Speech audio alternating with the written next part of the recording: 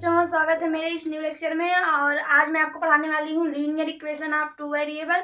जैसा कि मैंने अपने प्रीवियस क्लास में बताया था कि linear equation of one variable को कैसे सॉल्व करते हैं और उसको इसका सोल्यूशन कैसे निकालते हैं। आज मैं आपको बताने वाली हूँ linear equation of two variable को कैसे सॉल्व करेंगे। तो चैप्टर का इंट्रोडक्शन जैसे हमने पहले क्लास में आपको बताया था कि linear equation of one variable का कैसे है, बस सेम वही इंट्रो है, इसमें भी सेम टू सेम वही इंट्रोडक्शन है। बस इसमें क्या हो जाएगा, टू वेरिएबल हो जाएगा और उसमें आपका वन वेरिएबल दिया था। जैसा कि हमने आपको बताया था कि उस वाले क्लास में जो है कांस्टेंट वेरिएबल क्या होते हैं, टर्म क्या होते हैं, अलजेब्रिक एक्सप्रेशन क्या होते हैं, इक्वेशन क्या होते हैं, सेम टू सेम वही चीज़ यहाँ भी है। इसमें क्या दिया है मैं आपको बता देती हूँ फिर से कि कांस्टेंट और वेरिएबल इसमें भी पढ़ना है। पहला आपका इसमें आएगा, पहला चीज आपका इसमें भी वही चीज आएगा, कांस्टेंट एंड वेरिएबल। मैं लिख देती हूँ constant and variable. Constant and variable मैंने आपको बता दिया था। दूसरा इसमें होता है कि टर्म क्या होता है, टर्म। और तीसरा होता है आपका अलजेब्रिक एक्सप्रेशन।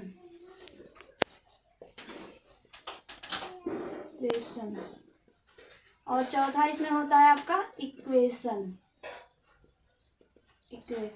तो कांस्टेंट एंड टर्म में हमने आपको बताया था कि वेरिएबल क्या होते हैं, वेरी शब्द से बना है, वेरी वर्ड से बना है, जिसका मतलब होता है चेंज होना।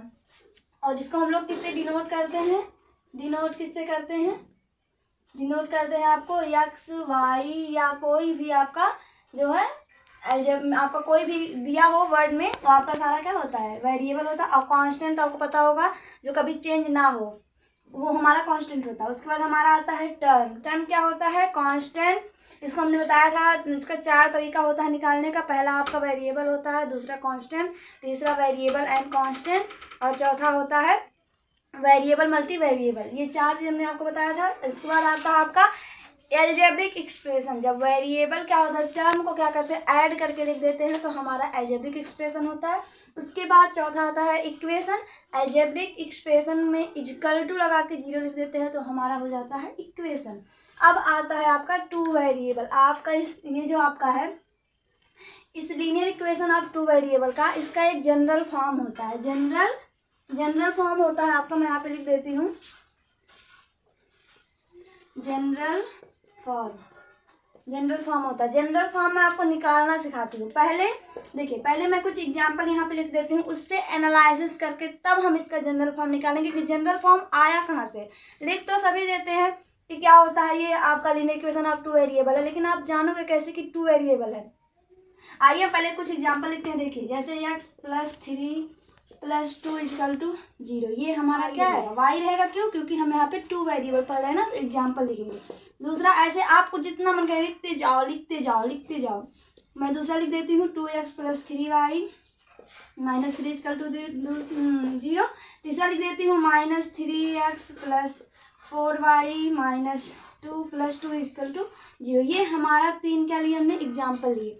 अब आपको इसमें निकालने बताऊंगी जनरल फॉर्म क्या है। इसको आप देखो, ध्यान से देखो इसको कि इसमें आपको दिख क्या रहा है। देखो आप, इसमें सारे में यक्स आपको दिख रहा है, सारे में जितने भी आपके एग्जाम्पल हैं, तीनों एग्जाम्पल में आपको यक्स दिख रहा है। तो जनरल फॉर्म में भी क्या आएगा, यक्स आएगा आपका, जनरल फॉर्म में भी यक्स आएगा। उसके बाद आप वाई को देखो, वाई भी सब में आ रहा है ना, तो यहाँ पे क्या होगा, वाई भी आ जाएगा हमारा। इसके बाद आप देखो, सब में कांस्टेंट आ रहा है, कांस्टेंट को हम सी से डिनोट करेंगे। सब में इक्वल टू आ रहे हैं, इक्वल टू लगाएंगे। जीरो सब में है, जीरो लगा देंगे। अब देखो, यहाँ देखो डिजिट भी दिख रहा है, कांस्टेंट भी, यहाँ मन छिपा होता है, कांस्टेंट भी दिख रहा है। तो कांस्टेंट को हम यहाँ से ए से डिनोट करेंगे, क्योंकि ये चेंज होता रह रहा है ना, चेंज होगा। और उसके बाद आप यहाँ लगाओगे प्लस। उसके बाद y के आगे भी देखो कांस्टेंट है, यहाँ पे कांस्टेंट, इसको भी लगाओगे। उसके बाद यहाँ भी आप प्लस लगाओगे। ये हमारा होता है linear equation of two variable का जो है जनरल फॉर्म। ये इसी तरह से हम इसका जनरल फॉर्म बनाएंगे। मतलब जहां भी इस टाइप का आपका दिया रहेगा, मतलब x y और c = 0, b और a की जगह पे आपका कोई भी नंबर हो सकता है, तो वो सारा हमारा क्या होता है, जनरल फॉर्म। जहां भी ऐसे लिखा आएगा, ऐसे लिखा आपका आएगा, वो हमारा क्या होगा, linear equation of two variable. तो इसका सोल्यूशन क्या होता है इसको हम अपने अगले लेक्चर में देखेंगे। अगर आपको ये सारी जो भी हमने यहाँ पे आपको इंट्रोडक्शन दिया, अगर आपको ये समझ में आया तो प्लीज़ मेरे चैनल को सब्सक्राइब करिए, शेयर करिए और लाइक करिए। Thank you.